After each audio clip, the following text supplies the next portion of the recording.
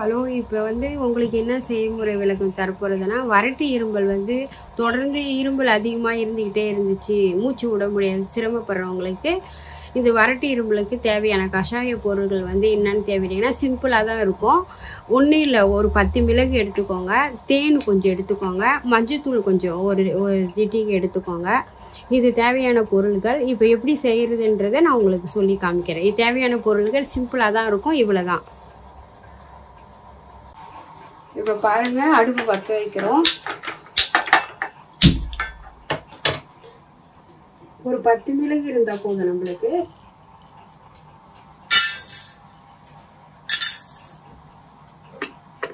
லைட்டா வறுக்கணும். அதுக்கு இது தண்ணி விடுங்க, ஸ்லோலியே பண்ணுங்க, ரொம்ப தீய வைக்க வேணாம். எண்ணெய்லாம் ஊற்றக்கூடாது இதுல.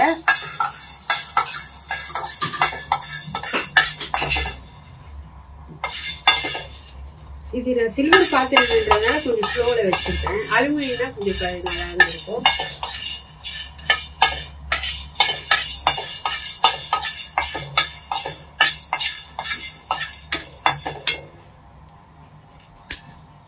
வெடிக்குது பாருங்க, இது மாதிரி கொஞ்சம் வெடிக்க விடுங்க.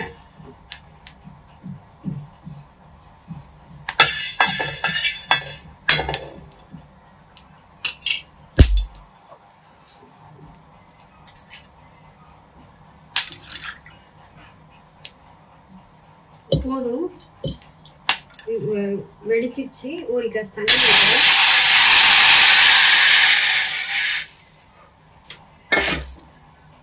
ஒரு கிளாஸ் தண்ணி அரை கிளாஸ் தண்ணி ஆற வரைக்கும் கொஞ்சம் பொறுமையா இருங்க. அதுக்கப்புறம் மஞ்சத்தூள் ஒரு சிட்டிகை போடுறேன்.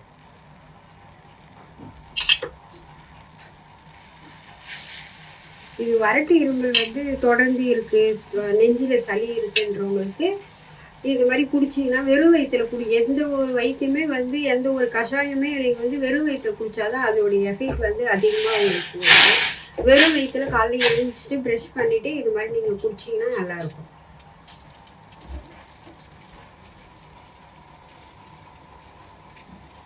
என் சன் நைட் டியூட்டி போயிட்டு வந்ததுனால கோல்டு அதிகமாயிடுச்சுன்னா அதனாலதான் இந்த கஷாயம் வைக்கிறேன். இது கஷாயம் வைக்கிறேன். ரொம்ப இருமல் அதிகமா இருக்குது அவனுக்கு, வறட்டு இருமல் தொடர்ந்து இருமல் வருது, மூச்சு உடம்புலன்னு சொன்னா. அதனாலதான் சரி, நான் இன்னைக்கு லீவுன்றதுனால இது காலங்காத்தால எழுந்துச்சு உங்களுக்கு செஞ்சு காமிக்கிறேன். நீங்க இது மாதிரி வீட்டுல இருக்கிறவங்களுக்கு செஞ்சு கொடுக்கலாம். இது மந்த்லி ஒரு நாள் நீங்க இதை குடிச்சாலே நல்லா இருக்கும். இப்ப பாருங்க, ஒரு கிளாஸ் ஊத்துனது அரை கிளாஸ் ஆயிடுச்சு. பார்க்கும்போதே உங்களுக்கு தெரியும், நான் ஒரு கிளாஸ் ஊத்தினேன், அது எசன்ஸ் எல்லாம் இறங்கி அரை கிளாஸ் ஆயிடுச்சு. இப்போ உங்களுக்கு தேன் கொஞ்சம் கலந்துக்கிட்டீங்கன்னா நல்லா இருக்கும். பாருங்க, இது ஒரிஜினல் தேன் கலந்துக்கிறோம்.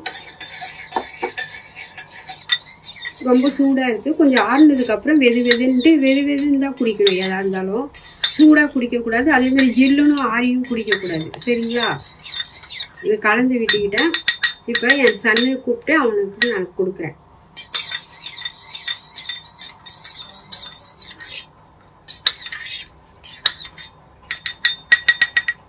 இந்த வீடியோ பிடிச்சிருந்தா லைக் பண்ணுங்க. தேங்க்யூ.